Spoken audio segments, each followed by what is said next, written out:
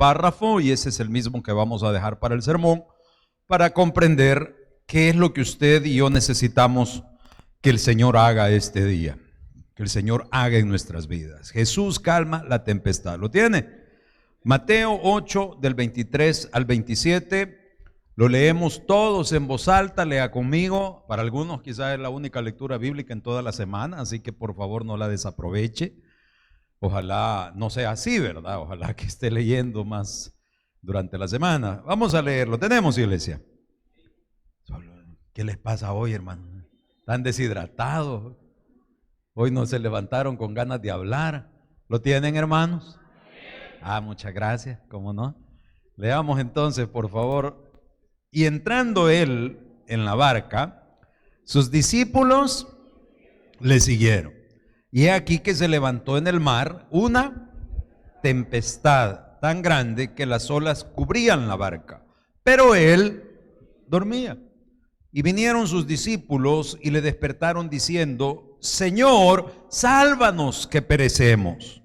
Él les dijo: ¿por qué teméis, hombres de poca fe? Entonces levantándose reprendió a los vientos y al mar, y se hizo grande bonanza. Y los hombres se maravillaron, diciendo: ¿qué hombre es este que aún los vientos y el mar le obedecen? Padre, damos gracias en esta hora, Señor, por su misericordia. Invocamos la presencia de su Santo Espíritu, que sabemos es manifiesta desde el inicio de la reunión, pero que en esta hora, Señor, suplicamos ministre el entender y el sentir del corazón de cada uno de sus hijos e hijas, y pueda permitirnos, Señor, crecer en la fe y principalmente aprender cómo usted calma toda tempestad en nuestras vidas. Una acción de gracias se lo pedimos. Amén y amén. Puede tomar su asiento, hermano. Puede sentarse. Jesús calma la tempestad. Dice el texto que las olas que se levantaban eran tan grandes que casi le daban vuelta a la barca. Allá en Lucas, donde se repite esta historia, dice: casi se anegaba, casi se hundía.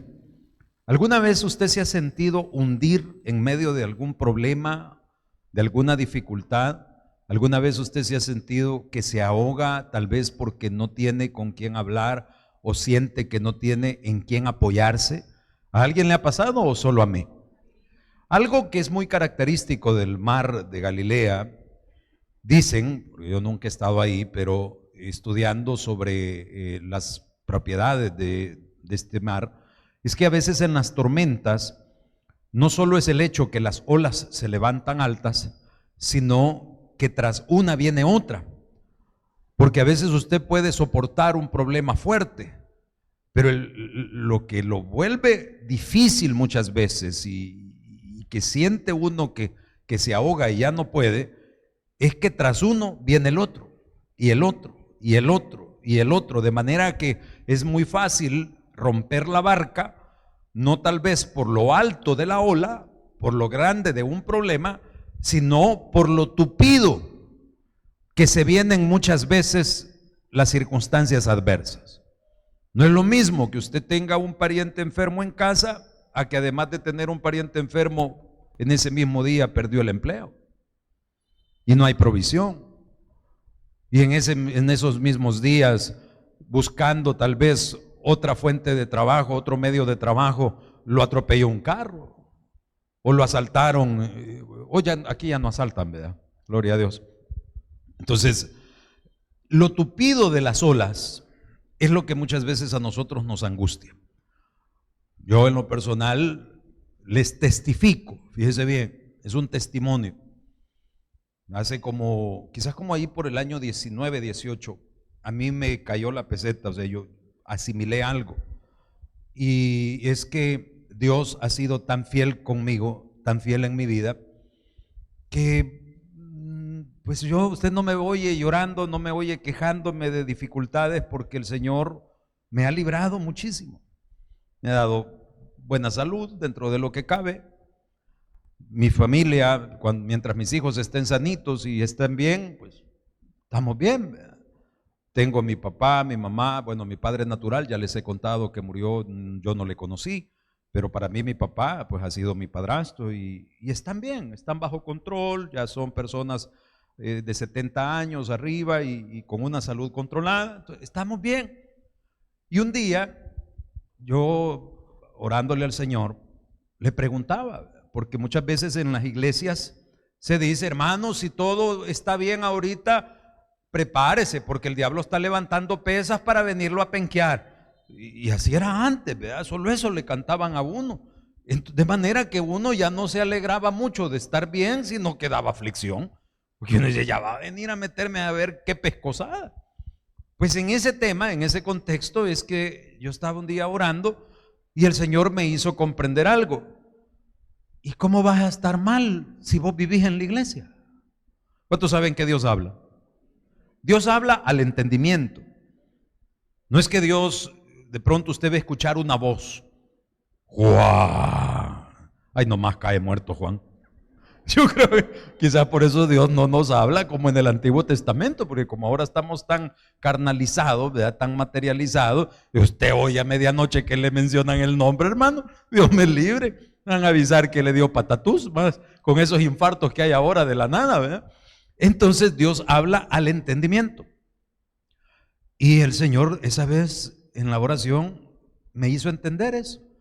¿Y cómo vas a estar mal si vos vivís en la iglesia? Y no solo yo vivo aquí, porque usted no ve una cama aquí, ¿verdad? O sea, lo digo de forma metafórica. O sea, sí, yo vivo acá en la propiedad de la iglesia, pero es el hecho de que permanecemos. Y Juan capítulo 15, ¿qué es lo que dice? Si permaneces en mí y mi palabra permanece en ti, ahí hay un reto. ¿Cuánto estamos permaneciendo no solo en su casa, sino también en su palabra? Permanecer en su palabra es que usted está dando su mejor batalla por ser fiel a la palabra. Y para ser fiel a la palabra, aquí es donde ya varios tienen un problemón. ¿Cuál? No leen su Biblia. ¿Cómo va usted a permanecer en su palabra, a tratar de ser fiel en vivir por lo que la palabra enseña, si no lee su Biblia? Si cuando vienen las dificultades, cuando se levantan las olas de cualquier tempestad, una tempestad financiera es cuando hay necesidad económica en casa, una tempestad familiar puede ser a causa de la enfermedad de un hijo, lo cual nos desestabiliza.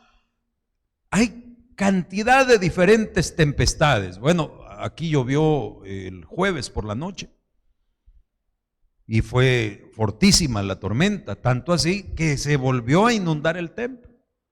Se volvió a meter y allí solo fue Andrés y William, porque ni yo me di cuenta. Yo estaba en San Salvador cuando yo vi en la mañana que me desperté y estaban los muchachos tratando de limpiar. Le digo, mire, este problema nos está pasando ya por bobos, porque ya quedamos, tenemos un problema acá con la cancha y es que los señores tapan el desagüe.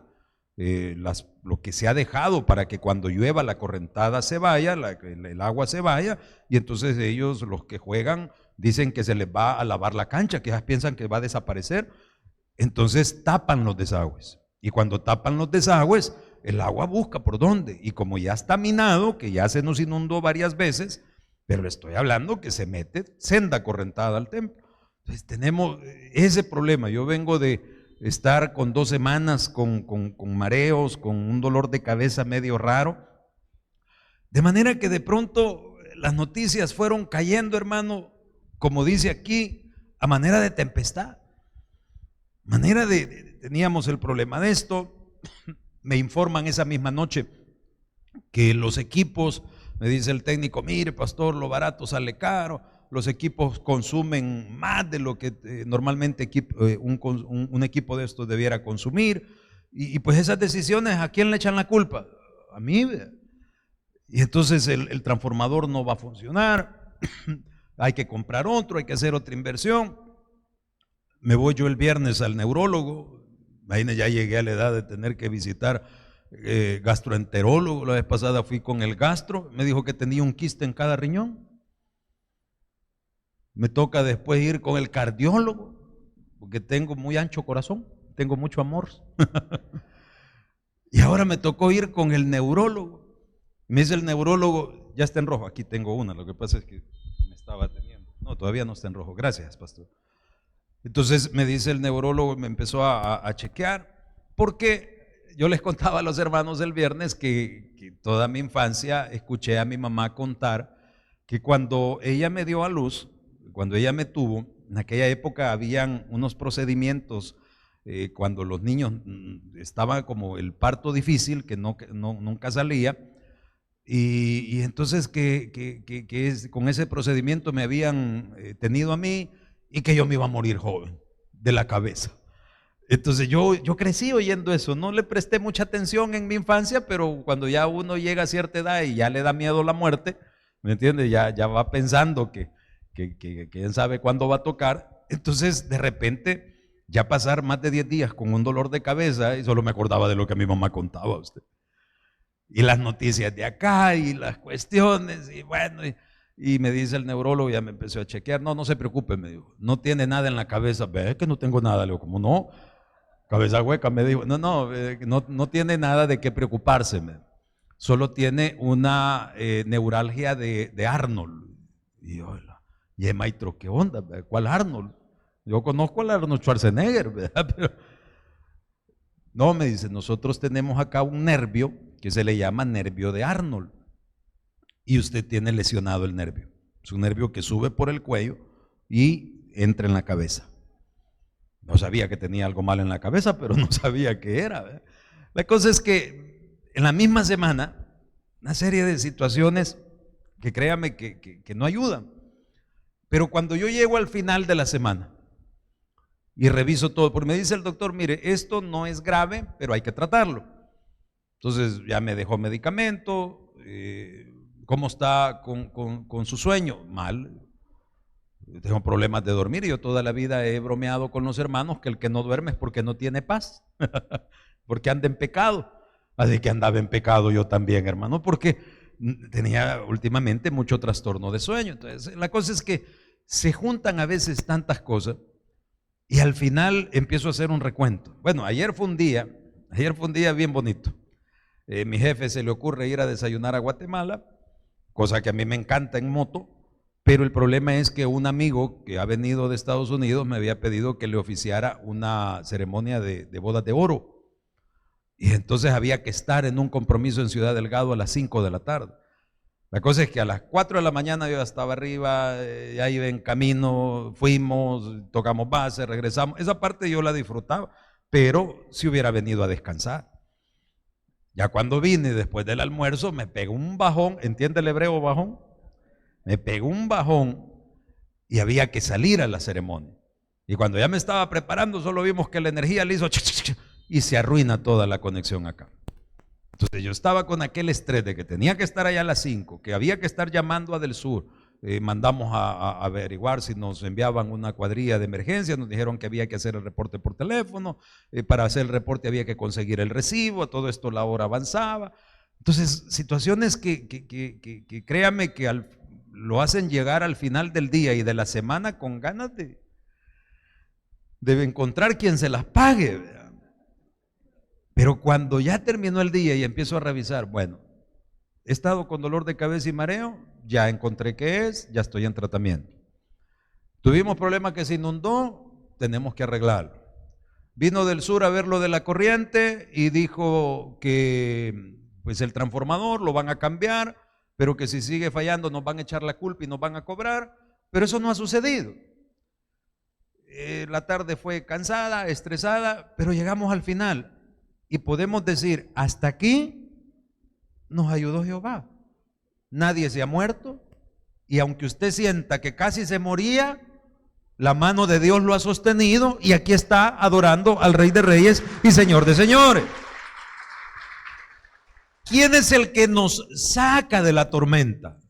Es Cristo, hermano. No se me ahogue con un vaso de agua.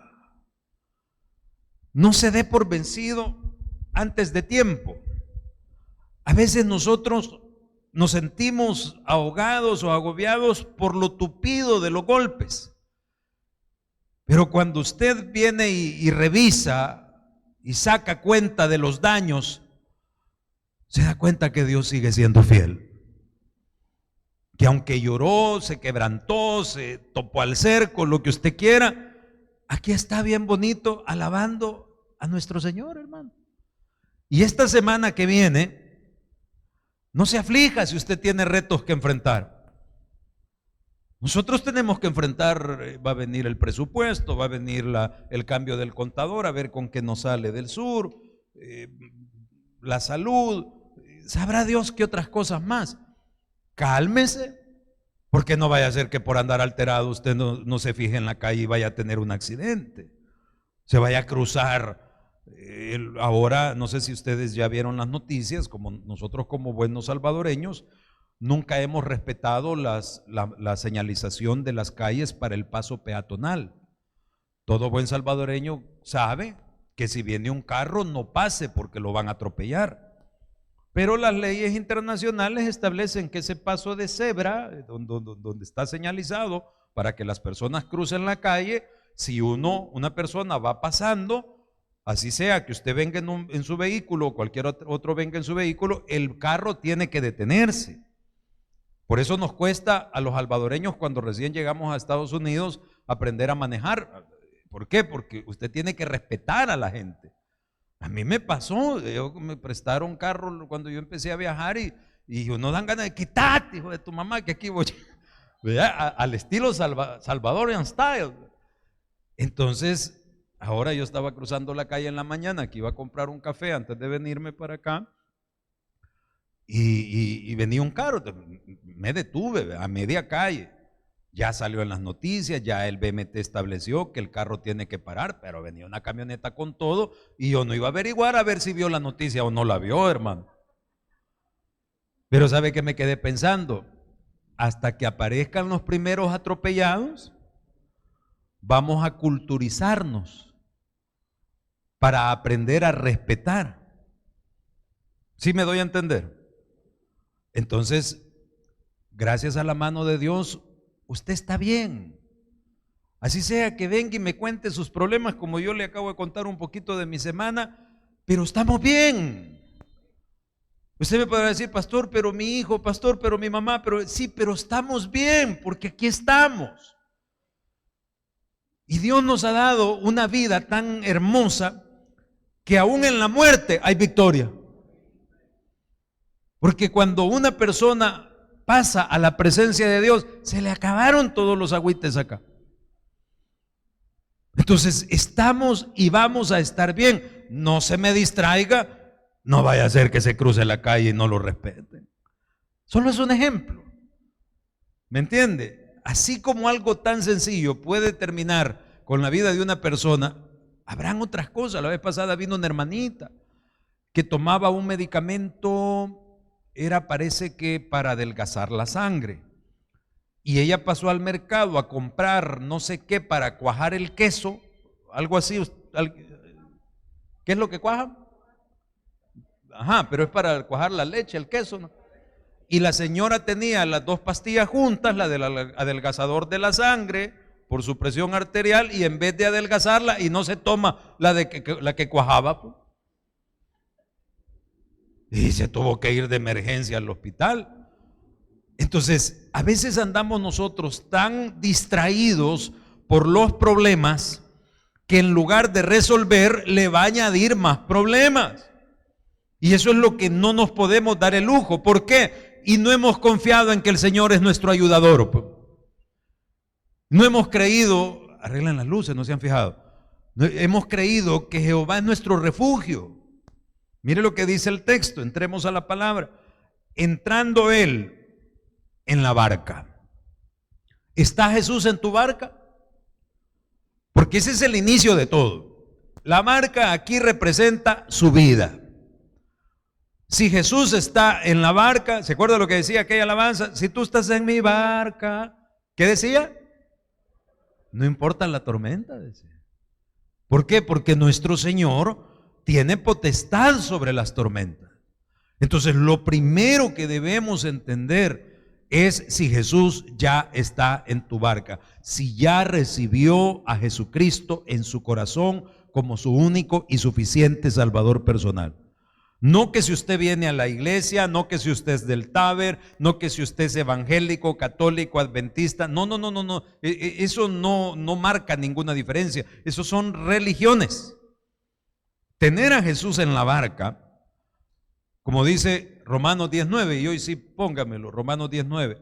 Si confesares con tu boca su declaración, usted lo declaró. Si confesares con tu boca que Jesús es Él, pero ya le he explicado muchísimas veces que no se refiere a Señor de referencia, el Señor que pasa en el camión de la basura, el Señor que vende paletas en la esquina. No, no, no, no, no es así. La palabra Señor que utiliza ese texto de la Biblia tiene un vocablo en el griego, en el original manuscrito en el que fue escrito. Sonó redundante, pero en el original la palabra es kurios, que significa el dueño.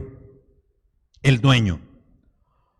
En el libro de los Hechos, en algún momento los apóstoles entraron en una discordia porque los apóstoles de Jesucristo, como eran judíos recalcitrantes, enseñaban a judaizar al pueblo, enseñaban a mantener ciertos rudimentos de la religión judaica. Y entonces hubo un concilio, Pablo sube, los confronta. Pablo fue el apóstol de la gracia. Acuérdese que él no estuvo personalmente con Jesús mientras Jesús estaba en vida, sino que dice la Escritura que él estuvo en el desierto de Arabia 3 años siendo instruido por el mismo Jesús, pero ya con el Cristo resucitado. Porque para que una persona sea reconocido apóstol, una de las condiciones es que tiene que haber estado con Jesús. Por eso es que los apóstoles modernos, que se autodenominan apóstoles para más que todo hacer negocio del evangelio, son unos farsantes porque no han estado con el Cristo resucitado como lo estuvo Pablo, con una cristofanía le llaman en la teología, una aparición del Cristo resucitado. Entonces Pablo confronta a los apóstoles y la cosa es que llegan a la conclusión de que para ser salvos solo necesitan reconocer a Jesús y ser bautizados en el nombre de Jesús. Y allí cuando dice en el libro de los Hechos en el nombre de Jesús, hay una frase del griego que se dice epito onoma. Epito onoma. ¿Y qué significa esa frase? Bajo la autoridad del nombre. Entonces decir, yo recibo a Jesús como mi Salvador personal, Señor Jesucristo, yo soy pecador, te recibo en mi corazón, amén, vamos a chupar. ¿Está bajo la autoridad del nombre? Vamos a seguir parrandeando, vamos a seguir llevando una vida licenciosa, vamos a seguir viviendo como el mundo nos invita a vivir. ¿Es eso haber reconocido la autoridad del nombre? No, Señor. No.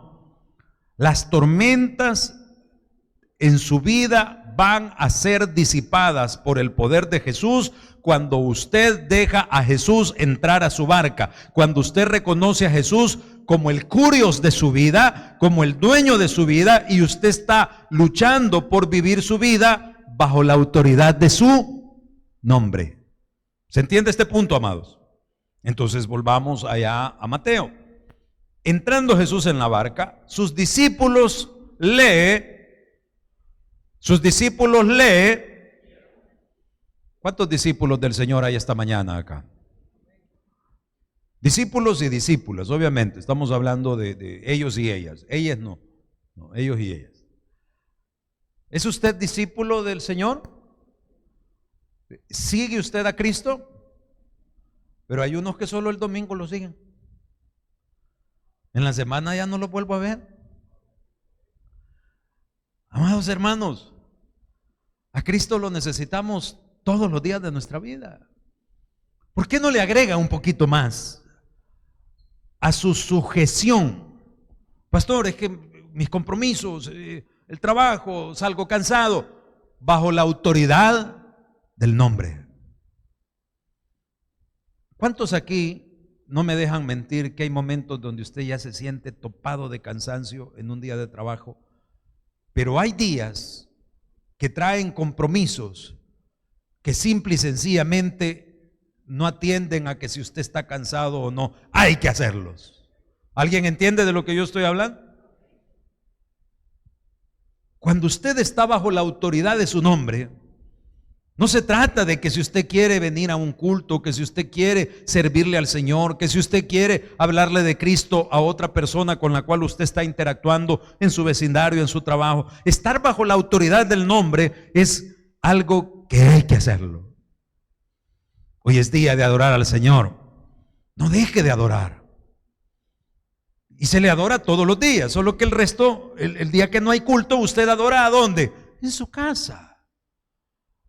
Volvamos al altar familiar, a reunir a la familia. Ya le he contado que así sea que usted esté solito en casa. Vi una hermanita, yo escuché un testimonio de una hermanita que fue diagnosticada con cáncer. Una señora ya con sus años de edad, pero no se quería morir. Y entonces ella contó en su testimonio que se acordó de todos los moradores de Nínive. ¿Se acuerda usted de que Dios mandó a Jonás a avisarle a los de Nínive que se iban a morir? Y entonces, ¿qué hizo el rey de Nínive?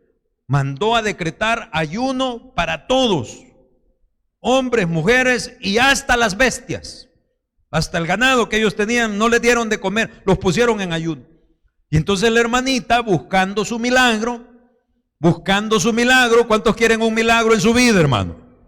Es que aquí se trata de que si usted, if you mean business, ¿verdad?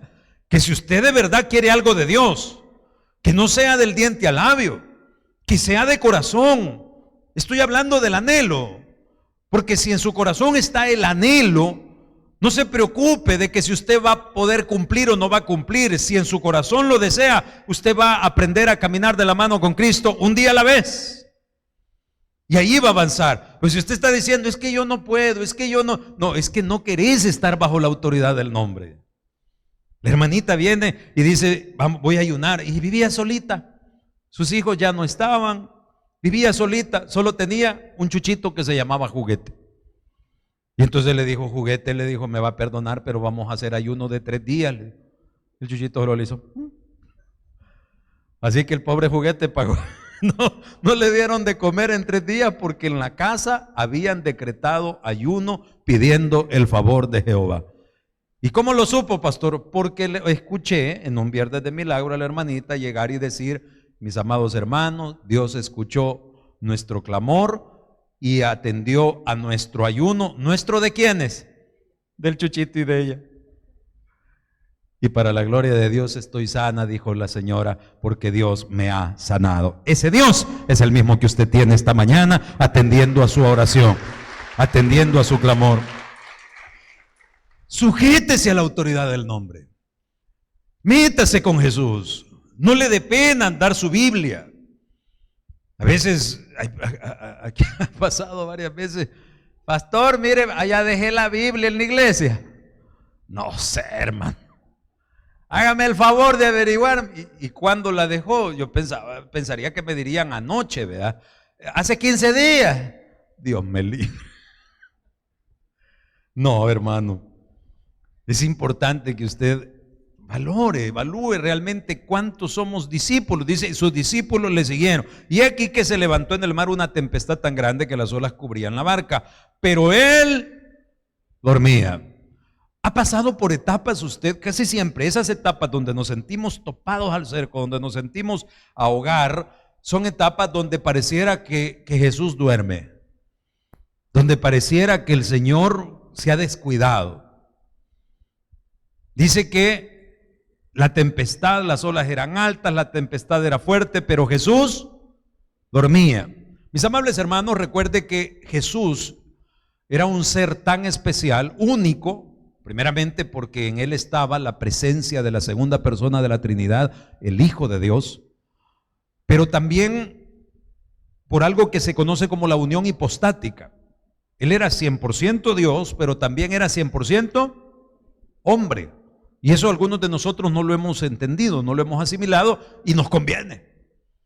Porque como hombre, él padeció y fue tentado sobre todas las circunstancias que un ser humano podría ser tentado y podría padecer. Pero había una diferencia. ¿Cuál? Nosotros estamos contaminados con la herencia del pecado. El Señor no. Por eso Él nos invita a ser uno en Él. Por eso el diseño que establece nuestro Padre Celestial en la Escritura es que todo aquel que recibe, no la iglesia evangélica, no la iglesia católica, a Jesús en su corazón como su curios, su dueño, que dice: ahora mi vida se la entrego a Jesús, voy a vivir bajo la autoridad de Jesús. Entonces Él mora en nuestros corazones, Él entra en nosotros fisiológicamente hablando, no es una metáfora, no es una manera de decirlo, es literal. Y entonces nosotros somos llenos del Espíritu Santo y somos sellados por su Santo Espíritu, y no nos va a dejar nunca, porque Él dijo que va a estar con nosotros cada cuánto, todos los días, hasta el fin del mundo. Pastor, ¿y qué pasa con nuestros pecados? ¿Qué pasa con nuestros errores? Sí, Señor, nosotros tenemos dos naturalezas: la naturaleza espiritual, que es la que nace de nuevo en Cristo y que tiene esa esperanza de salvación y vida eterna, y tenemos una naturaleza carnal, que es este cuerpo que del polvo vino y al polvo volverá. Todos nuestros errores, todos nuestros pecados que cometemos, unos de una manera, otros de otra, se confinan sus efectos y consecuencias al cuerpo. Por eso es que si un cristiano, usted dice: mire, yo conozco un cristiano que sigue tomando, yo conozco un cristiano que tal cosa. Esta semana yo le di ray a una persona en mi camioneta y me dejó un tufo a marihuana que para qué le cuento. Hermano en Cristo, ya venía yo bien happy, pero de segunda mano. No, hombre, ni en el mundo le puse de volado yo ya de orines de zorrillo. Pues la cosa es que, ¿y por qué el hermano hace esto? ¿Y por qué el hermano hace aquello? Hermano, si es que usted tiene un libre albedrío. Y el espíritu, dice la Biblia, que está dispuesto, pero la carne es débil. Entonces, hay unas personas que tienen un temperamento y otras personas que tienen otro. Y hay quienes han sabido alejarse de sus debilidades y hay otros que no se quieren alejar. ¿Y qué va a suceder? Se van a morir antes de tiempo. Se van a morir antes de tiempo porque se están matando a sí mismos, simple causa y efecto. Dios los va a castigar. Mire, el Dios que yo conozco es el Dios que yo le predico. Y Dios es amor. Dios es misericordia. Estoy preparando un sermón, y le digo preparar porque son sermones que no se pueden predicar a la ligera. Ya los he predicado, conozco el tema, pero es importante afinarlo. Y es importante que todos conozcamos que también hay un momento donde Dios emite un juicio. Los juicios son aquellas penqueadas que ya te las ganaste porque le topaste la cuerda a Dios. Entonces, cuando yo le digo que Dios es amor, que Dios es misericordia, no significa que no le vamos a topar la cuerda un día.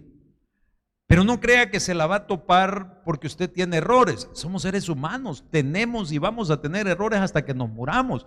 Hay una gran diferencia de cuando a usted no le importan sus errores y anda blasfemando el nombre de Dios y dice que es cristiano y anda haciendo tontería y media ante la vista de cualquier persona, dando mal testimonio de Cristo y del Evangelio. Esas son las cosas que le topan la cuerda a Dios.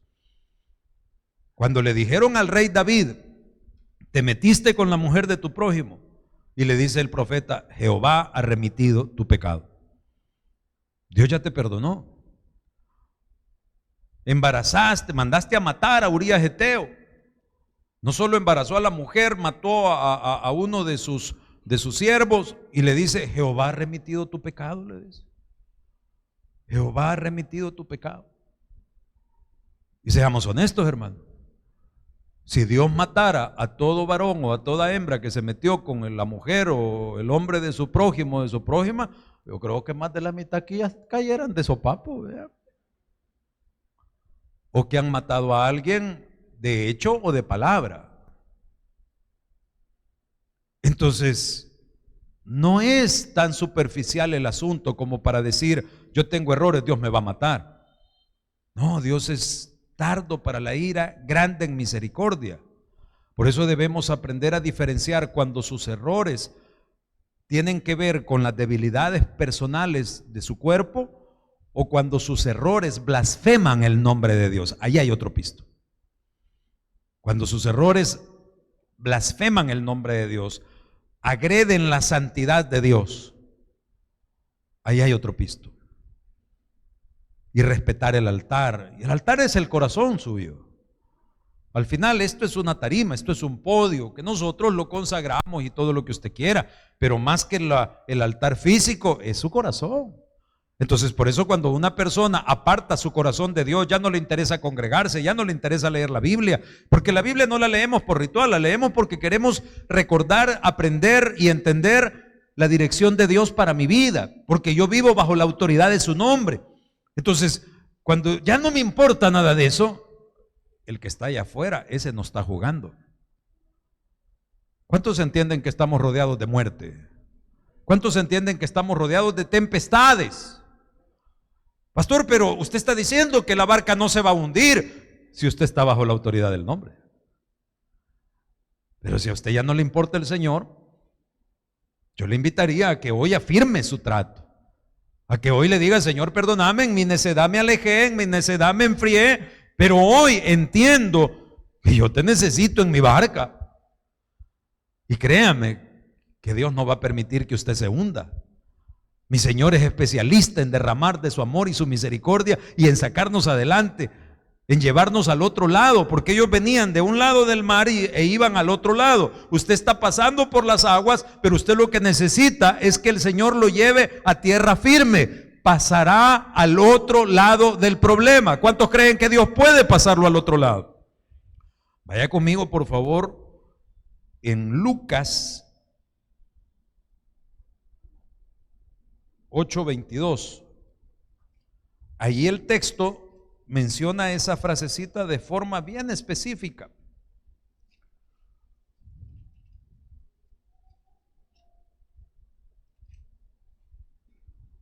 ¿Lo tiene? Aconteció un día, es el mismo relato, la misma historia, pero relatada por el doctor Lucas. Pero me encanta porque si todavía usted creía, no, quizás el pastor nos está dando ánimo. No, no soy yo, hermano. Mire lo que dice aquí. Aconteció un día que entró una barca con sus discípulos y les dijo: pasemos al otro lado. Desde el momento que usted inicia su viaje, si usted va con Jesús en su barca, el Señor dice: vamos para el otro lado.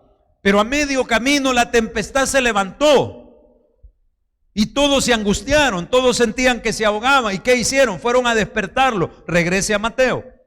Regrese a Mateo. Verso 25, ¿lo tienen?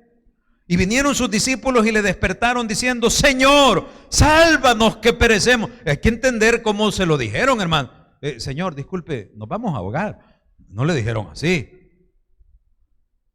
¿Cómo se pone usted, hermano? Como hay diferentes caracteres, ¿verdad? Hay diferentes temperamentos. Hay personas que saben soportar el bombazo, las noticias, los problemas y logran mantenerse controlados. ¿Cuántos aquí son de mecha corta? Algunos se enojan, andan, es que vos por tu culpa, y empieza a regañar a la pobre señora. O bueno, hoy es al revés, ¿verdad? Ahora los hombres son subyugados, maltratados. Usted no sabe lo que callamos los hombres, ¿me entiende? Entonces, pero a veces reaccionamos mal. O hay gente que grita desesperada. ¿Cuántos se asustan cuando hay un temblor y quieren salir corriendo? Dice, a mí me han dicho que cuando alguien se pone así, que se descontrola a la hora de un temblor, hay que darle 2 bofetadas. Así que no se vaya a descontrolar, que va a salir pescoceado de aquí. Todo sea por su bien. En el amor del Señor, claro está. Pero ¿sí me entiende el punto? Hay gente que se desespera, hay gente que de pronto se está ahogando y cuando llegan a auxiliarle, ¿qué hacen?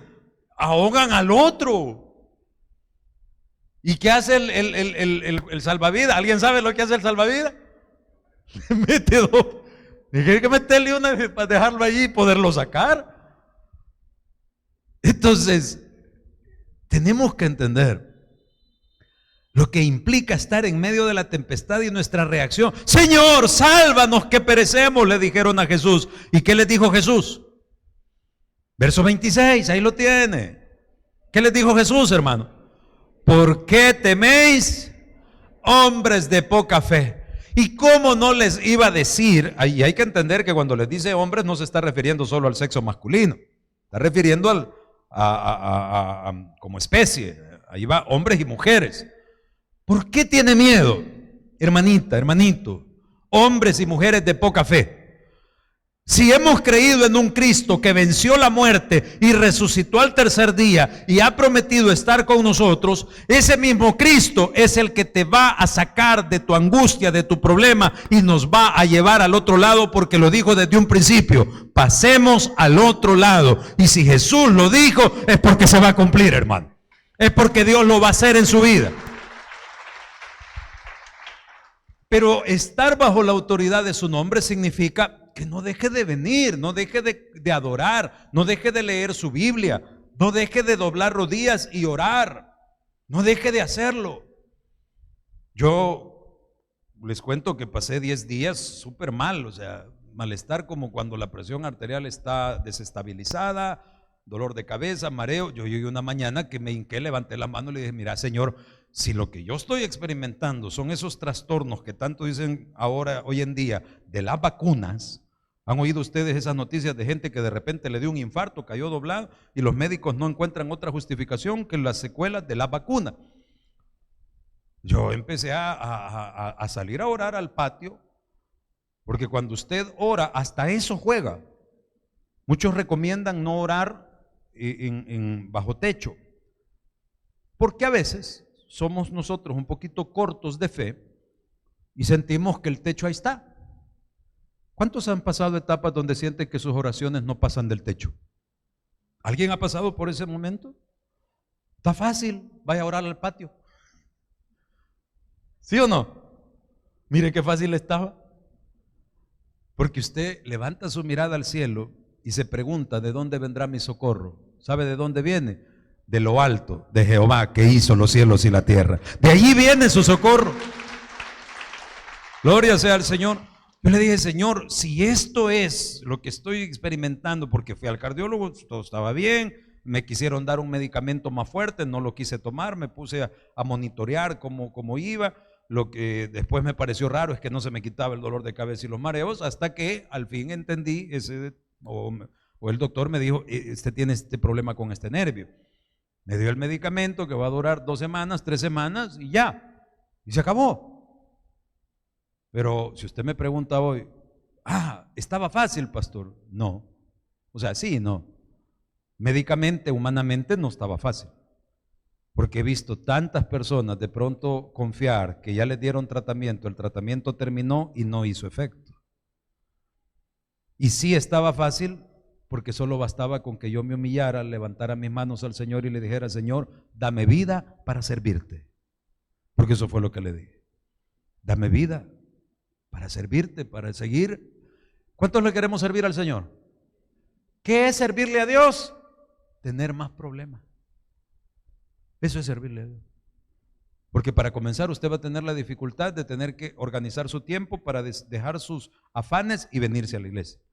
Cuando venga a la iglesia, somos seres humanos, no crea que va a caer bien con todos. Hay algunos que comenzando a servir empiezan a tener roces con alguien, con un compañero, con alguna persona en la congregación, y va a tener que aprender a sonreír y a no ser parte del problema, sino que a resolver problemas. Venir a servir al templo significa que usted va a venir a resolver problemas, como si no tuviese suficientes ya usted con lo suyo, ¿verdad? ¿Cuántos tienen problemas suficientes en su vida? ¿Cuántos quieren servir a Cristo? No, pero ni yo les creo, pues, menos el Señor. ¿Cuántos tienen problemas en su vida? Dígame un amén, levante su mano. ¿Cuántos quieren servir a Cristo? ¿Está consciente que son más problemas? Solo 2, mire. ¿Cuántos quieren servir a Cristo? ¿Están conscientes que eso es echarse más problemas? ¿Cuántos quieren más problemas en el nombre del Señor, pero para la gloria de su nombre? No problemas como los que podemos tener al estar alejados. No, por eso dijo Jesús: miren, tomen mi yugo, ligera es mi carga, liviano es mi yugo. Porque si usted no toma el yugo de Cristo, servirle a Él, involucrarse, estar en la iglesia, si usted no toma el yugo del Señor, usted tiene el yugo del mundo, y ese yugo no lo va a soportar y lo va a hundir la barca. Entonces viene el Señor y te dice: mira, toma mi yugo. Sí, pero es que es la carga, yo tengo que estar en la iglesia, tengo que comprar un uniforme, mire, aquí hay varios hermanos que hasta en eso le roban al Señor. ¿Cómo así, pastor? ¿Cuántos saben que lo que se vende en librería es para generar recursos para la iglesia? ¿Qué hace un hermano que manda a hacer su uniforme allá afuera para ganarse unos 3, 4 pesos? Robarle los 3 pesos, 4 que iba a ganar en librería para los mismos recibos. Y uno solo observa, uno solo ve y dice, ¿estamos nosotros dejando que la soberanía de Cristo gobierne nuestras vidas? No, no. Andamos todo el tiempo viendo cómo inventamos lo que no nos corresponde a nosotros inventar. Señor, le dijo, sálvanos, hombres de poca fe, ¿por qué dudaste? Entonces levantándose reprendió los vientos y el mar, se hizo grande bonanza. Verso 27 dice, y los hombres se maravillaron diciendo, ¿qué hombre es este que aún los vientos y el mar le obedecen? ¿Sabe quién es, hermano? Es el Hijo de Dios, es Dios mismo. Yo le preguntaría a usted, ¿quién es Jesús en su vida? ¿Es un nombre de referencia? ¿Es un nombre místico relacionado con la divinidad, con la deidad? ¿O es el dueño de su vida? Si Jesús es el dueño de su vida, no se preocupe por la tempestad, porque nuestro Jesús calma toda tempestad. Y Él ha dicho que vamos a pasar al otro lado en victoria. Dele fuerte el aplauso al Señor, por favor.